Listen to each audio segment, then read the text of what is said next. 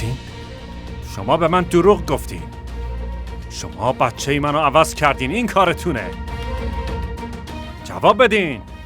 حالتون خوبه شما؟ چی داری میگین؟ بله حالم سر جاشه و از همه شما شکایت میکنم.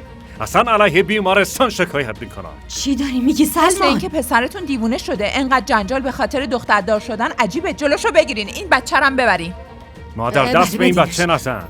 معلوم نیست بچه کیه. این بچه برای کیه؟ چی داری میگی پسرم؟ چت شده تو؟ اگه با پسرم از این بیمارستان نرم بیرون کل اینجا رو به آتیش میکشم.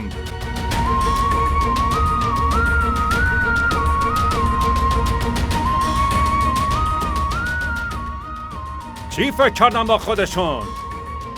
بچه ها رو میفروشن.